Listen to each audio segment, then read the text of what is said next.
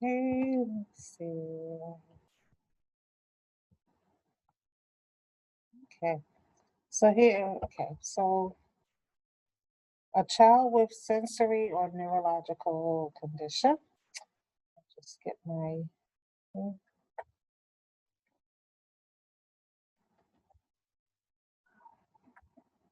okay, so chapter 23.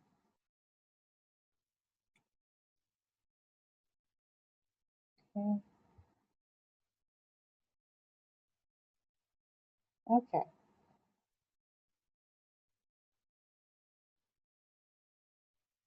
okay, so of course you have all your key terms that you will have to know.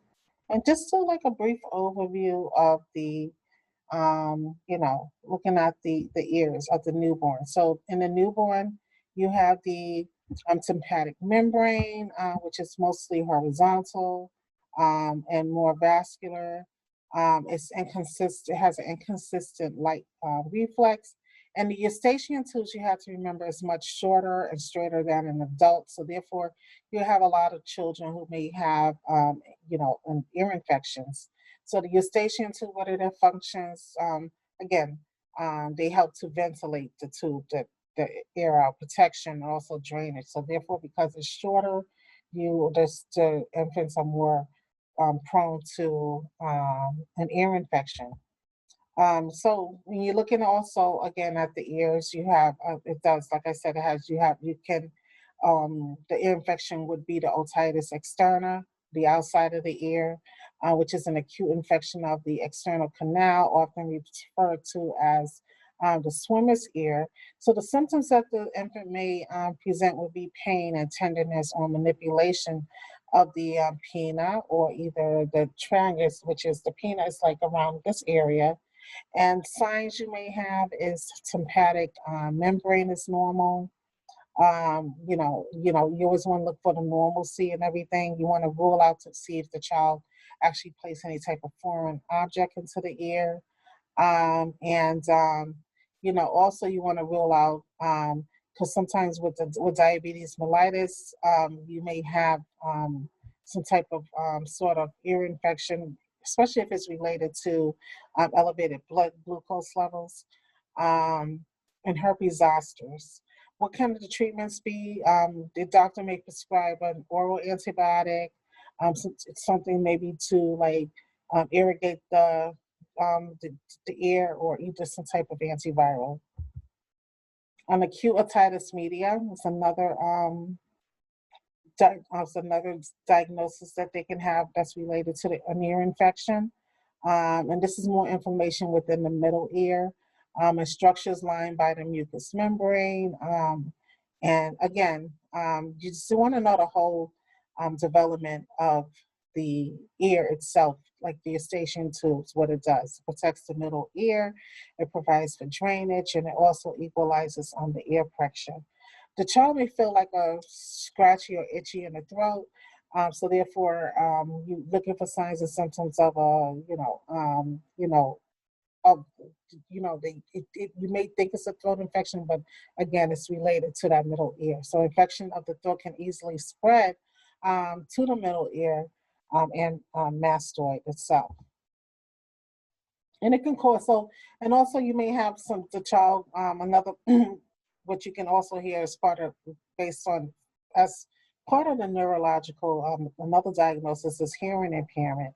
So hearing loss can result from defects in the transmission of the sound of the middle ear, damage to the auditory nerve or the ear structures, and also mixed loss, involving both a defect and nerve pathways and interference with sound transmission. You can have some behavior problems due to this because the child's not able to communicate the right way or the way they want to or want to express themselves. So behavioral problems can arise because they are not able to follow or understand the verbal directions that the caregiver is telling them to do. And you have something called barotrauma. And this is an injury occurs when the pressure in the atmosphere between a closed space and surrounding areas changes. Like I said, I just got off the airport from the airport yesterday, and Usually when I get on a flight, and some of you too, I will have to actually put something in my ear. So we do the same thing with, people do that with infants or children. My granddaughter, she's 5. So we have to actually put something in her ear. But one of the things I learned at work is some people chew chewing gums. I have to have one of those blow pops with the chewing gum in it. So I do that, and my granddaughter does that. And that seems to help resolve everything. And plus, I have to put one of those in my ear. And it usually happens around the time the plane descends. But I get it both ways, when the plane is going up and when it's descending. And some people also get it during underwater diving because, again, that pressure, it's like an enclosed pressure, and it goes and puts that pressure into your ear. Okay. So when we look at the eyes, infants' eyes may occasionally cross until about 6 weeks of life, and tears are scant or absent for the first 2 to 4 weeks of life. When you also with the eyes, and when it comes to children or infants, and we have to remember, the newborn sight is not mature, and the shape of the eye is less spherical in a newborn. And also the depth perception does not begin to develop until at least 9 months of age. Some of the things that you may see in regards to eye or will be some type of learning disability when it comes to reading, and this is called dyslexia. And this involves a defect in the cortex of the brain that processes graphic symbols. And treatment usually involves basic remedial instructions to kind of relearn all over again.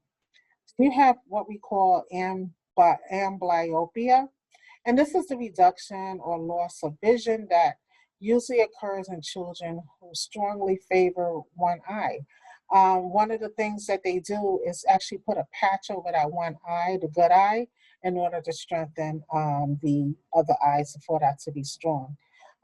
Basically, it forces the weaker eye, for that person to use the weaker eye. We have a condition of the eye called the stress business. And some of you also may know that better as cross-eyed. So a child is not able to direct both eyes in the same direction, because when you see this, you're going to see the lack of coordination between the eye muscles that direct movement of the eyes. And then when you have that coordination, it does not occur. So the brain will disable one eye to provide that clear image. So the disabled eye can develop permanent visual impairment because of the sensory deprivation. And you have 2 types of stress business. One of them is called non-paralytic, and the other one is called um, and the other one is called paralytic. The difference between the two, let me go back into your book, okay, is, give me a second here.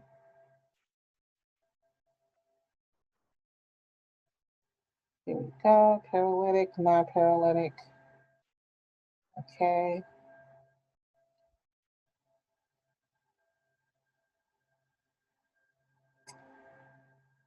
Okay, give me 1 second. I'm just going by your book here.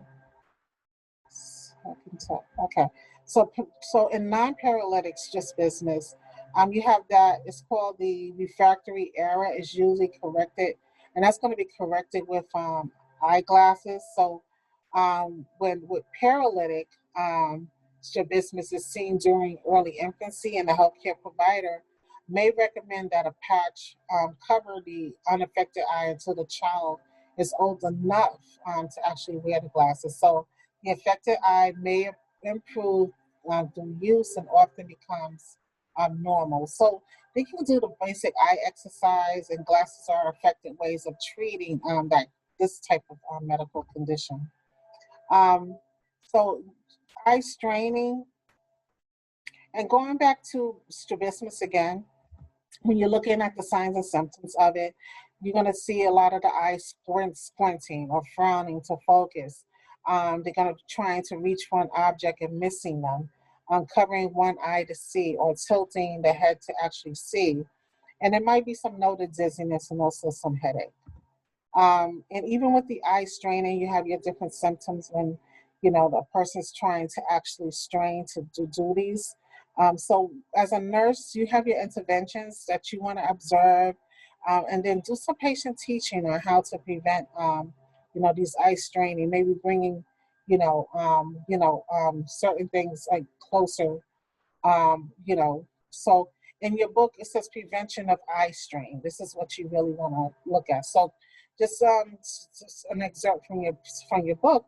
Children who are beginning to read need books with large type letters, which can be spaced apart. The lighting must be adequate and without glare, and chairs and desks must be in a proper height. And so those things you want to do as part of your nursing intervention. We have conjunctivitis, and conjunctivitis is inflammation of the actual conjunctiva of your eye. And when you're looking at conjunct, that means to join together, and itis is inflammation. So which is, again, it's the inflammation of the conjunctiva. And this is where the mucous membrane that lines your eye, that becomes, irritated.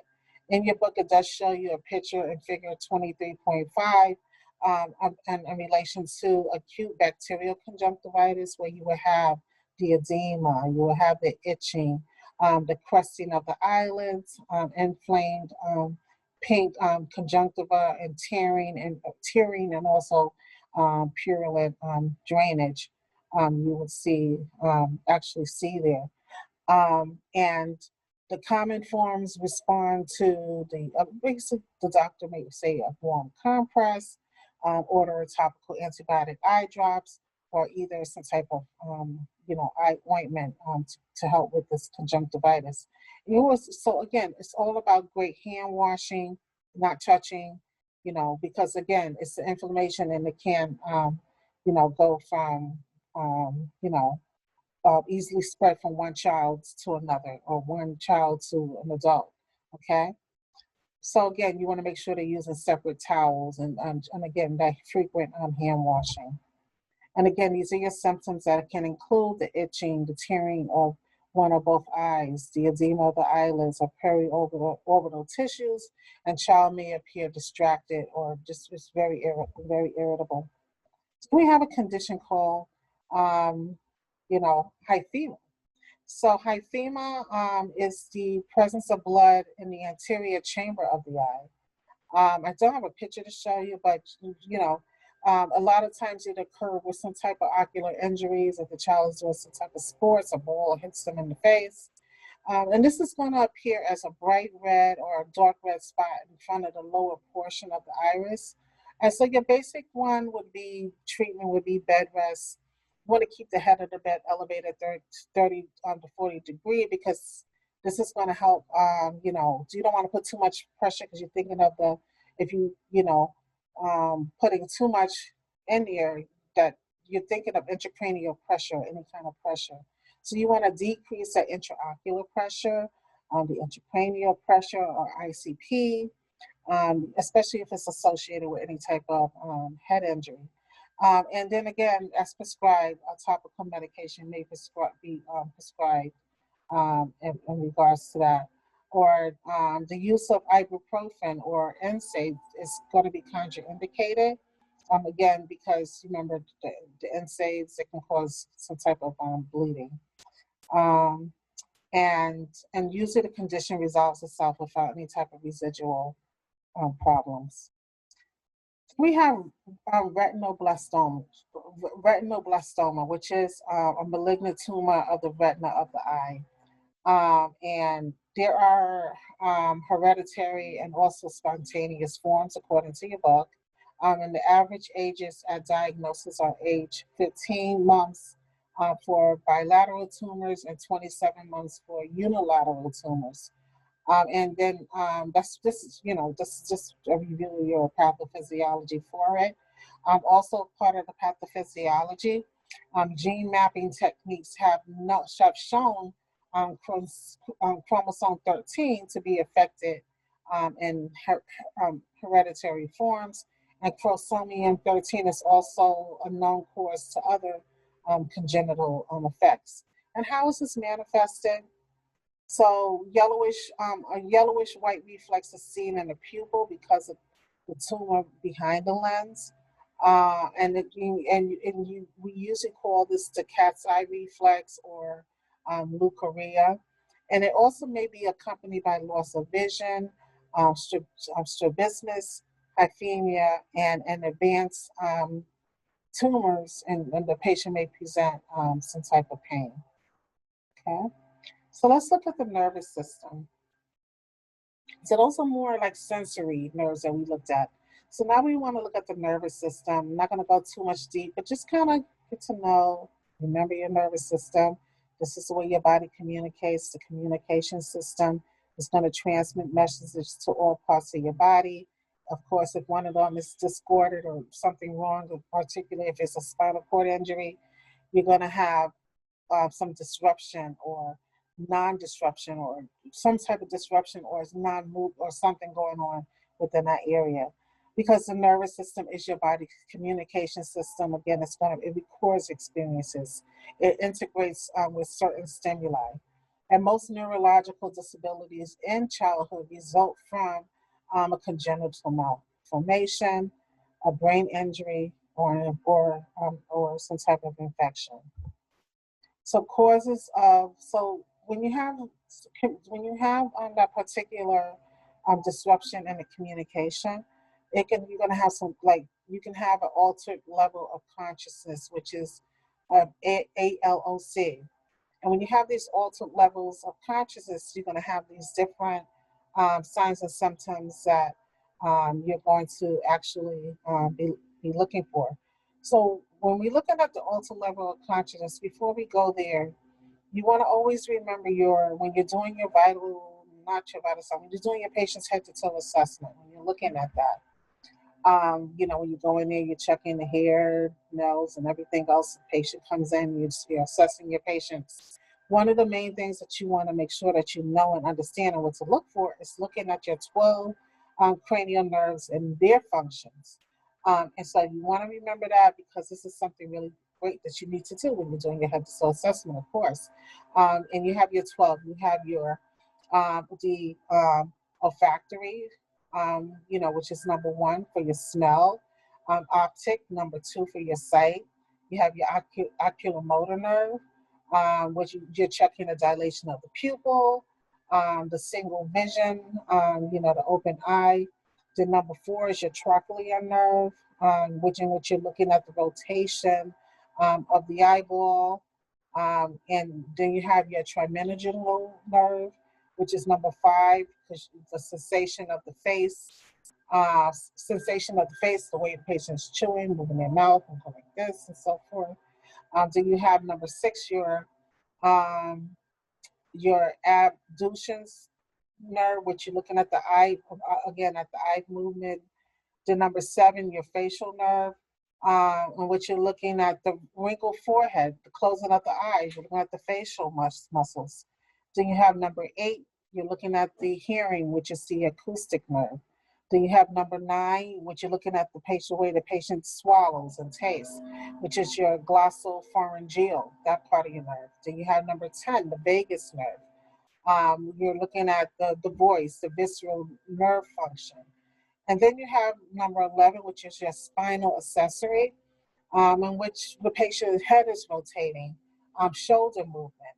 And then you have number 12 sticking out of the tongue, which is your hypoglossal nerve. So you want to make sure you're looking at your 12 cranial nerves and their functions when you're doing your head to toe assessment. So that's very, very important, especially when you're doing the patient's neurological checks, because that's going to be part of you looking at their level of consciousness.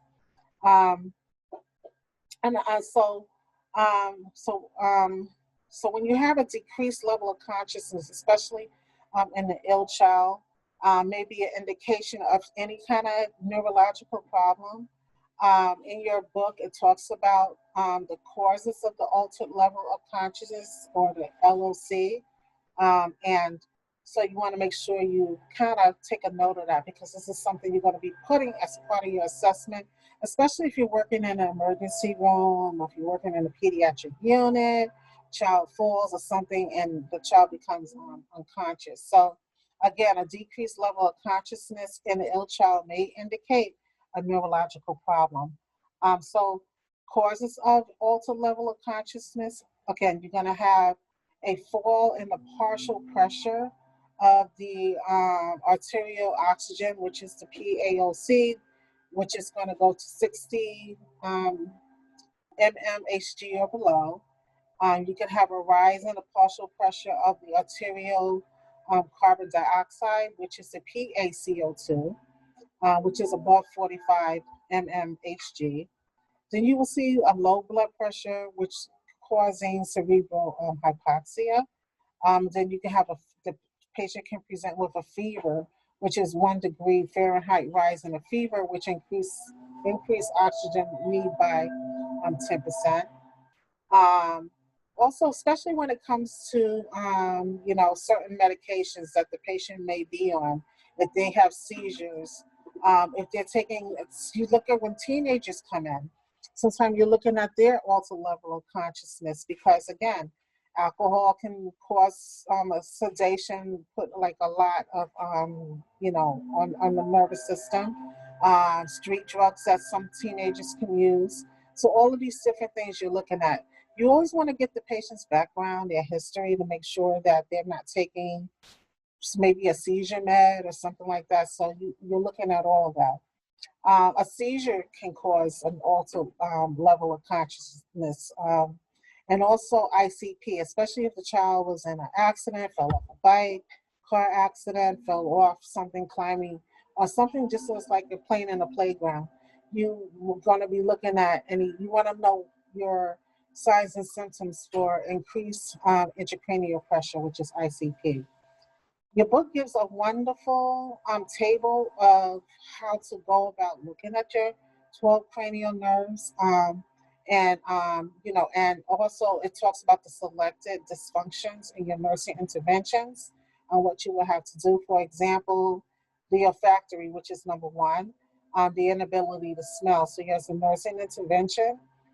You want to know that the appetite may be suppressed. So you want to present food attractively. So certain things you want to do with that. If you're looking at, let's say, trigeminal nerve, the nerve number 5, the patient will have difficulty in chewing. So therefore, you want to provide soft food so your patient can eat. So, and again, when you're doing that as part of your nursing intervention, one of the simple things you can put in your care plan is to look at the intake and output of your patient, if they're eating and how they're eating, or checking their weight daily to make sure that they're not having any kind of weight loss. So things like that you want to make sure that you're looking at.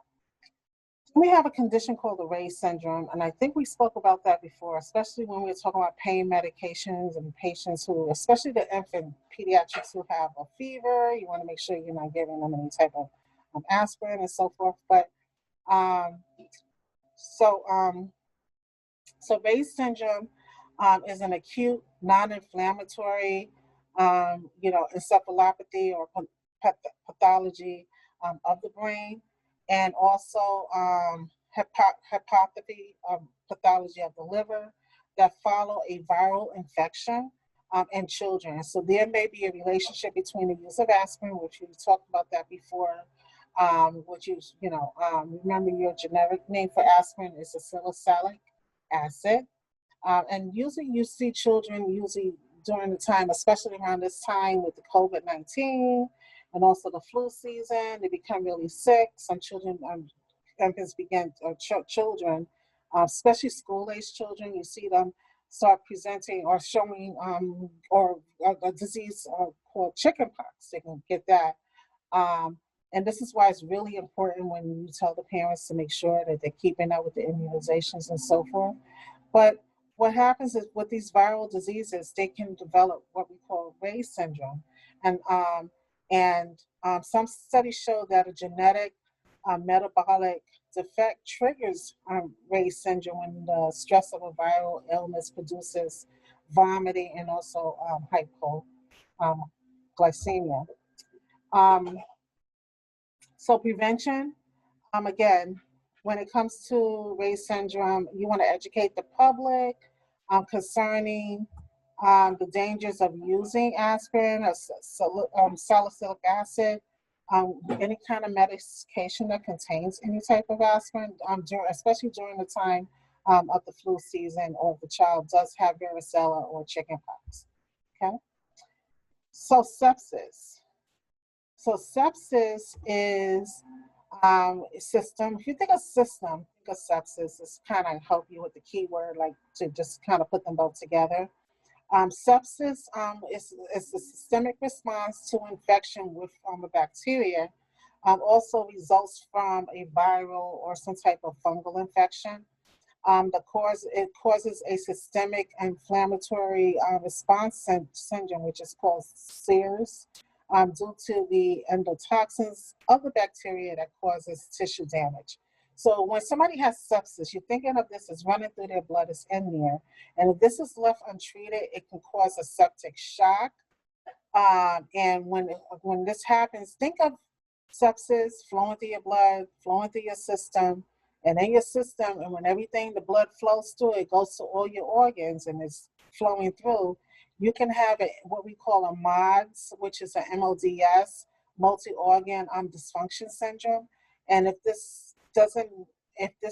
nothing, happens, or if it's not caught in time, it can lead to death, because again, it's poison or throughout your blood, okay, throughout your body. So you want to make sure. So again, when you're looking at this, your responsibility is going to be monitoring the neurological status, and also the vital signs. You're going to be observing for shock, because sepsis, septic, something in your blood, in your system that's not good. So you want to look at that. It's going to cause a shutdown of all your organs. And you're going to be maintaining strict standard expanded precautions. And usually a doctor may order an IV antibiotic. One of the ways to prevent sepsis is to get that immunization. Again, talk to the parents. When the parents come in, you're doing your nursing evaluation, your nursing assessment, when you're getting the history of your patient, checking to make sure that the child has received all the immunizations, particularly during the flu season again, that they received their influenza vaccine, that they received their pneumococcal vaccination. And also you want to make sure, again, when we talked about immunization, when the child's supposed to receive it and so forth. So you want to make sure that they're receiving the PCV or the pneumococcal conjugate vaccine. Because again, that's recommended for children 2 months of age to 4 years of age. And um, you know, and it's really important, because if they do have these vaccines, it can prevent some of these cases of sepsis that you do see. Okay. So meningitis is another one, neurological. So you're thinking of the meninges, you're thinking of the itis, you're thinking of inflammation. And how does this manifest? So if bacteria symptoms are a result, of like intracranial. So if you're thinking of the meninges, you're thinking of the spinal cord, you're thinking of the brain, you're thinking of all that, you're thinking of bacteria, and you put it all together, you're going to have all that inflammation and purulent toxins, bacteria released within that area. Um, so again, meningitis is an inflammation of the meninges. And you got to know what the meninges are. It's the covering of the brain, it's the covering of the spinal cord. So therefore, various organisms can cause that bacterial meningitis.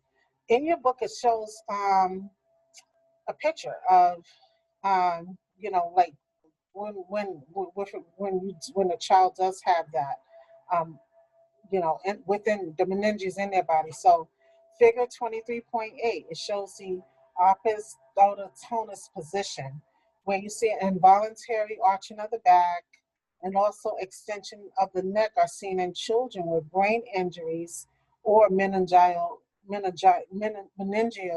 irritation. So you want to note that the back is arched so that the head is on an even level with the heels. So the way it's basically kind of pulling the child back here in this picture. Um, Now, how does this again, with the manifestation? Um, the symptoms of purulent meningitis result mainly from an intracranial irritation. They may be preceded by some type of upper respiratory infection. A lot of times there's a lot of with the meningitis. I remember even picking of the nose or doing a lot of things can kind of cause some type of a lot of people during the season with the cold and picking of the nose and kids picking in their nose. It can cause a lot of infection within that area. So unfortunately, I remember just reading from some books that that can cause bacterial meningitis or viral meningitis. So um, even if they have a GI infection or gastrointestinal symptoms such as poor feeding, if the patient presents with like a severe headache, drowsiness, some type of delirium, being irritable, restless, a fever, and vomiting, and then when they really present with that stiff neck or the rigidity, those are very significant symptoms. So you may see all of that, but when it's that fever, the vomiting, and that rigidness of the neck, that's one of the things the doctor would definitely give that definition and say definitely the child probably does have meningitis. Um, One of the things that if you'll see in an infant, the infant is going to be resistant to cuddling and rocking because it's increases the discomfort. They become very uncomfortable. Another characteristic you may see is a high pitch cry that you'll see that also that in the infant who present with signs of with meningitis. So also seizures can be common, and if it continues to progress, you have the coma may occur fairly early in children, like older children. Okay. So now we have encephalitis. Um, so going back to meningitis, so basically, let's just briefly with the meningitis. Um, you know, at first indication of meningitis, the healthcare provider might will do a spinal tap or lumbar puncture that we seen earlier in the chapter, how to prepare for the child for a lumbar puncture. And so so the doctor will order a specimen for essential cerebral spinal fluid or CSF as part of the laboratory test. The child is going to be placed on isolation for 24 hours after antibiotic therapy is initiated because again, it can be passed along. Um, and Antibiotics are usually administered for a minimum of 10 to 21 days. What you would do as a nursing care, a single room is going to be prepared. You're going to go by the hospital policy, and your care would be neurological checks, maintaining accurate record of the child's vital signs and intake and output. And also the nurse should also organize care so that the child is disturbed as little as possible. Because a child with meningitis is very sensitive to stimuli. Again, it's your frequent monitoring of the increased intracranial pressure, and knowing your signs and symptoms and what to look for. A slow pulse rate, irregular respirations, increased blood pressures are reported immediately because, again, that can indicate increased intracranial pressure. Okay. Um, Encephalitis which is inflammation of the brain. And it's also known as encephalomyelitis when the spinal cord becomes infected. And these symptoms result from the central nervous system response to any type of irritation. For headache followed by drowsiness. This can also proceed to a coma. Convulsions are seen, especially in infants. You'll see symptoms of fever, cramps, abdominal pain, um, vomiting, nuchal rigidity, delirium, muscle twitching, and also um, abnormal eye movements. Okay. And as a part of your nursing tip, encephalitis may occur as a complication of childhood diseases such as the measles, the mumps, you know, and chickenpox. So it's very crucial that the children receive immunizations available for the diseases that are preventable. Okay. And again, just like with meningitis, the stiff neck, which is a nuchal rigidity, that will be one of your major signs to look for. Okay, so as part of your treatment, you know, being very supportive, you know, the relief of specific symptoms, like for example, sedatives and antipyretics might be prescribed. Seizure precautions are going to be taken.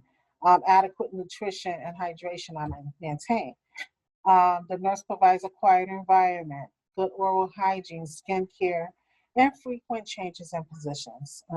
Oxygen may be ordered, and if it is, you want to make sure that the mouth and nose are free from mucus by gentle aspiration. You want to record the bowel sounds daily because a child may be constipated from lack of activity. And also preventing secondary effects of immobilization is also part of your nursing care. Okay. So brain tumors is the second most common type of neoplasm in children. It most occurs in the lower part of the brain and commonly in school-age children. Um, Signs and symptoms directly related to the location and the size of the tumor. And diagnosis is made by clinical presentation, such as a laboratory test, like a CAT scan or CT, the MRIs, and also the EEGs. Surgical intervention in some cases might be known, and also after that, they do have to have that. You have chemotherapy and also radiation therapy. Your book does show what the in regards to brain tumor, and you know how it's manifested. The signs and symptoms are directly related again to the location and also the size of the tumor. Um, so size. So um, um, another great thing that your book does have is for those of you who want to make sure you know what to look for. Figure 23.9. It talks about the signs of increased intracranial pressure, which is ICP, in infants and children. And it's going to show you where, like, for example, confusion, the seizures, and, you know, if the, you know, if in relation to, you know, um, which increase intracranial pressure in children. Okay, so I got myself lost here. Uh, okay, so um, so just an excerpt again from your book. So you know, so again, the signs and symptoms are directly related to the location and also the size of the tumor. And most tumors create increased intracranial pressure, with the hallmark symptoms of the headaches, the vomiting, the drowsiness, and also the seizures. Nystagmus, which is constant jerky movement of the eyeball, strabismus, and also decreased vision also can be evident. We have something called the edema of the optic nerve, which is called papillary edema, that can also occur. And other symptoms include ataxia, head tilt, behavioral changes, and cerebral enlargement, particularly in infants. Deviations in vital signs are noticeable when the tumor presses on the brainstem. Okay, so again, it depends on the location. Your treatment and the nursing care will be based on the laboratory test, whatever the doctor orders. If it's going to be a surgery, your preoperative, you know, prepping the patient is placed on carefully, you know, because you will be explaining the procedures and so forth. And that's a great nursing tip. A timing of providing information is important when preparing the child for various procedures. Another safety alert would be sluggish, dilated, or equal pupils may indicate increased intracranial pressure or ICP, and you have to make sure that you report that immediately. So let's look at the different seizure disorders. So I know we talked about seizures before in the past, but just because we're talking about the neurological symptoms and so forth in children, it's really important to kind of know the causes of seizures, the causes of seizures in children. You know, you have your different types of seizures. You have your febrile epilepsy, you have febrile seizures, you know, when the temperature elevates in the child. Um, you have and also you want to remember every child is different. You always want to make sure you get a baseline of the temperature of the child, because one child temperature can be 100.3 and the other and or 103, and they will not have any type of febrile seizures at all. When another child who can have the same elevated temperature can present with symptoms of the febrile seizure. So febrile seizures are a transient condition and common in children between the ages of 6 months of age and also 5 years of age. And also there can be a genetic predisposition explaining why children in the same family actually have these problems. So again, you have different types of seizures. You can have your febrile, you have epilepsy, and those are your types. And then remember, they're going to be classified into different areas where we saw before, which would be classified as generalized, and your tonic, clonic, and grand mal seizures fall under that. Then you have partial seizures, which account for 40% of children or people having that.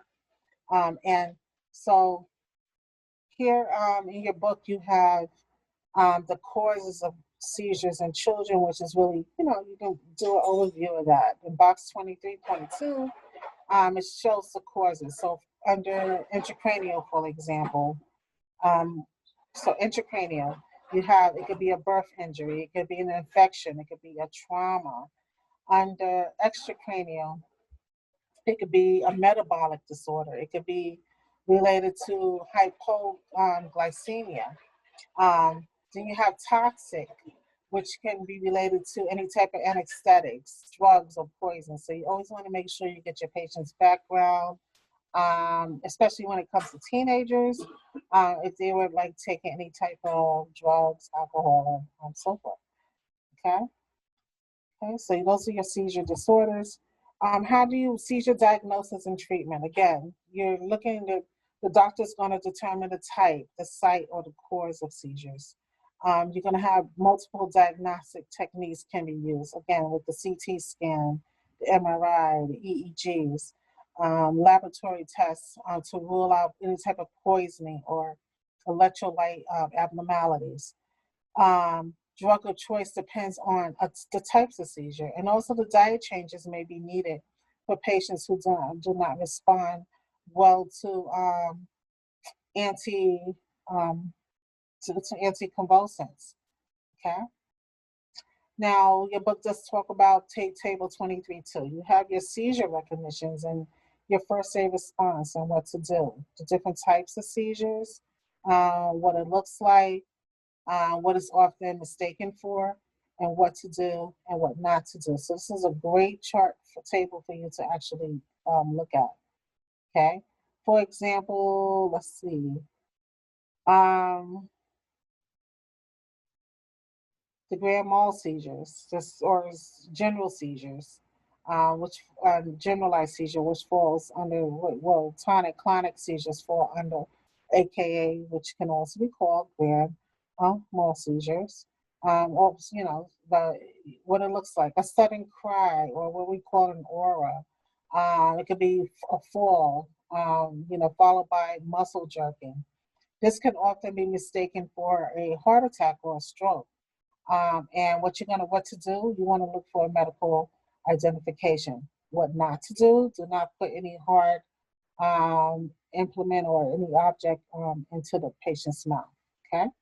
So it's basically, it kind of goes over the different types of seizures and what to do, and you know, and what not to do, okay? Um, and Table 23.3, it has your properties of selected anticonvulsant drugs, and the different types of drugs that patients can take for the seizures or anticonvulsant drugs, the side effects, and also the comments on what to do, like whether to give it food or how to take it. Okay. And a ketogenic diet is sometimes prescribed for children who do not respond well to any type of anticonvulsant therapy. That type of diet is high in fats and low in carbohydrates and with adequate protein for growth. This diet produces the ketoacidosis in the body, which appears to reduce convulsive episodes. And a reduction of fluid intake tends to increase the ketogenic effects. So the use of this diet is limited because it's boring and requires strict adherence to intake, and compliance is usually a problem. The long-term effects of that type of diet, such as, if the patient continues to take it, you will see hyperlipidemia, or they may have that, and this can lead to some type of heart attack or stroke if they're left on that ketogenic diet. Cerebral palsy, or what we call CP, is, it varies with each child. It may range from mild to severe, and also intellectual and also developmental disabilities sometimes is seen. It's suspected in infancy if there are feeding problems, convulsions not associated with high fevers, and also developmental milestones are not being achieved at um, oops, at the expected age level. With CP, or cerebral palsy, is used to describe a group of non-progressive motor disorders caused by a lesion in the various motor centers of the developing fetal brain. It also involves problems with sensation and communication secondary to musculoskeletal problems. It is now believed that CP results most often from existing prenatal brain abnormalities, exposure to maternal chromionitis in utero, prematurity, or severe hypoglycemia. CP, or cerebral palsy, can also be acquired as a result of shaken baby syndrome, meningitis, and also encephalitis. And CP is not fatal in itself, but currently there is no cure. It is one of the most common disabling conditions in children, and occurs in as many as 3.6 per 1,000 live births. And the way this is manifested again, it varies with each child, and the disease is suspected during infancy if there's any type of feeding problems, and seizures not associated with high fever. You have 4 types of CP, and 2 of the more common are those marked by any type of spasticity, and also what we call apoptosis. And these are your types here in figure 23.4, where you will have, and it shows you the types, and it shows you the different characteristics, so you can look at that. Okay. And what do you do as a nursing treatment? So your goal of treatment for children as a nurse with CP is to assist them in making the most of their assets and to guide them in becoming a well-adjusted adults, and also performing at their maximum ability. Okay. So you're going to have long-term goals, you're going to have short-term goals, and they have to be realistic. Okay. And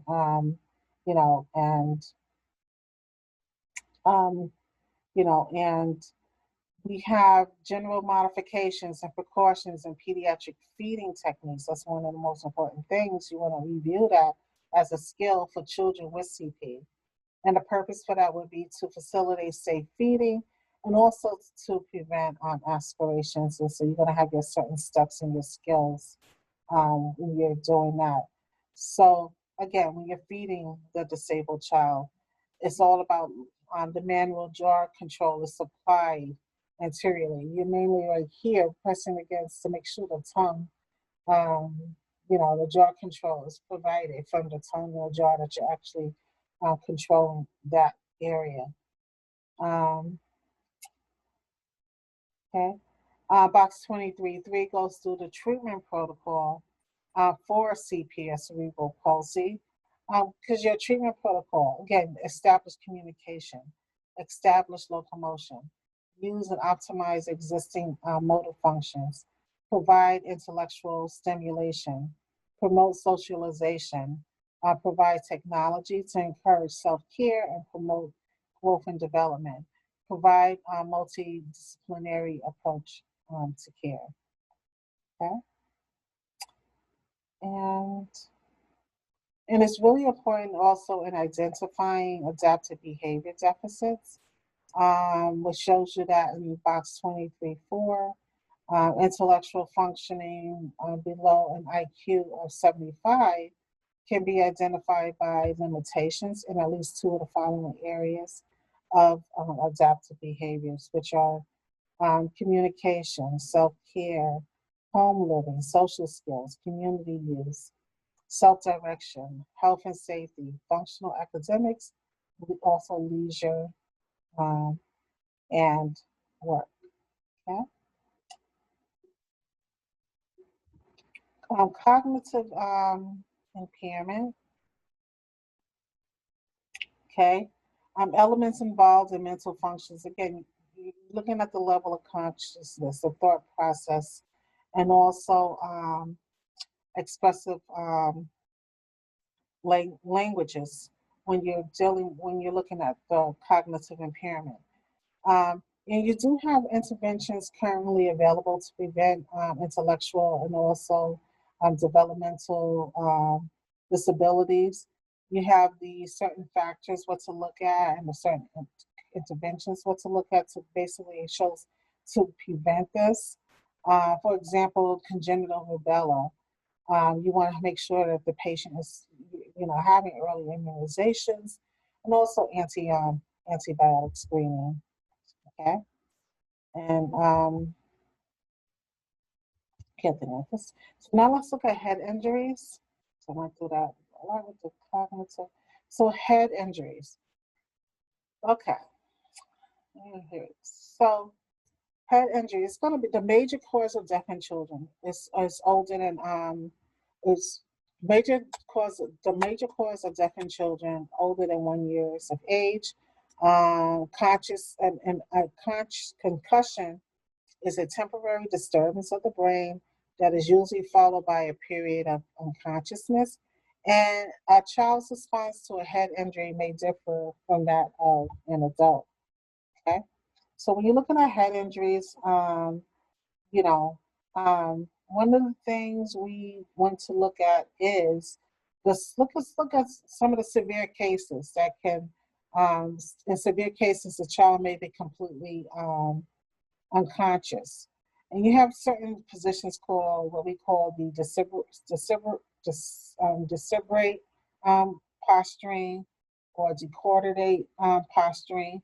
Also, flexure posturing may be present when they're unconscious. So in your book, it shows you the different posturings, we call it like a pathological posturing that can occur in a child with severe brain damage. So when they're having the decoordinate flexure posturing, the patient's arms are up more almost like they're trying to more like this. It's like a not a prayer, but kind of protection, like they're protecting their body, like holding themselves. When it's in the flexor, when it's more like in a decelerate extensor positioning, their hands are actually down and their arms are actually extended out, and their feet are extending inward. And even with the, with the decorticate flexure posturing, for both of them, you're looking at the positioning of the hands on the arms. So one of them is the flexure posturing, the hands are up, and the extension posturing, not the hands, but the arms are down. For both of them, the feet are more like really kind of pointed inward. For the decorticate flexure posturing, the feet are more like inward but touching each other, and the other one, the feet are more flexed out or extended out. So those are more, you will see like that one in very severe head injuries. And again, you want to make sure that you know how to do your neurological assessments when you're looking at your patients. With head injuries, a child may experience some symptoms of headache, drowsiness, blurred vision, vomiting, also dyspnea or difficulty breathing. Um, and when the patient comes in, you want to do the careful history obtained to determine any type of pre-existing conditions, and you want to ascertain the exact circumstances of the accident, exactly what happened, word by word. Um, and, so as a nurse, you're going to observe for signs of increased intracranial pressure. And there are 4 components of a cranial and neurological check. So you want to make sure you know how to do your neurological checks, because you're going to be checking your level of consciousness. You're going to be looking at the pupil and eye movement, what it looks like when it's in room light, and what it looks like when you flash the light beam. You're gonna know what it looks like from number 0, from being pinpoint, to number 3 to being a little bit more open. You're gonna be checking their vital signs and also the motor activities. Neurological monitoring of infants and children. So, your box 23.6 talks about that. And how does the child respond? Can they respond to his or her name? How do they interact within the environment?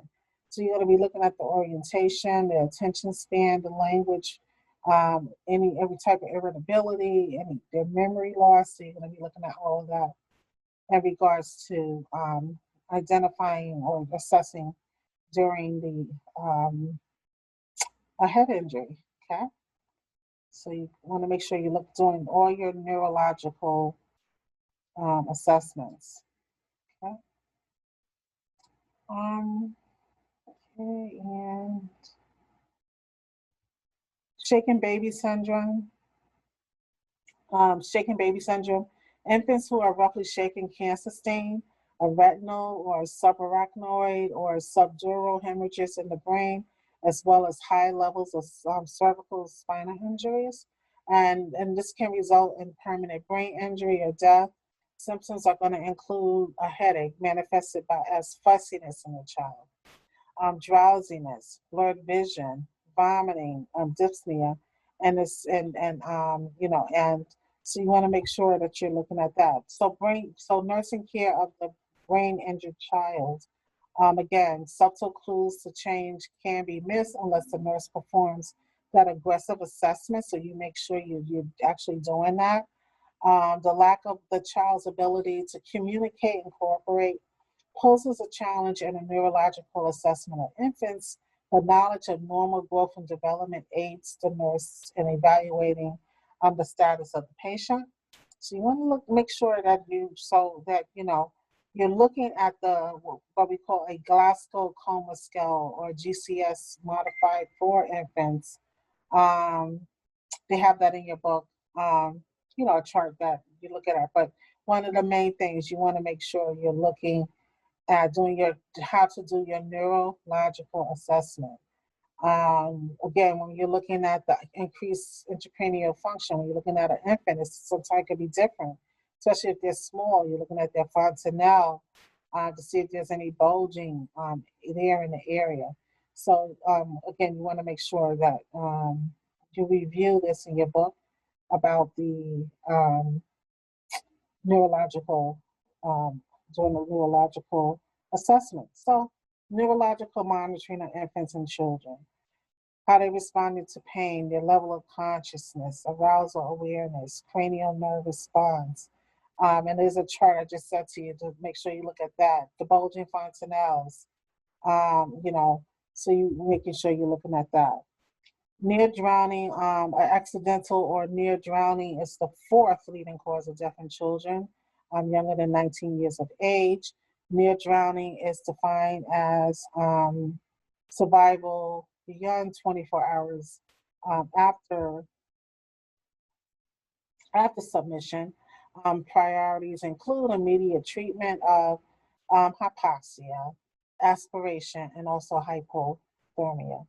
CNS injury remains the major cause of death or long-term disability. Okay. Okay. Thank you.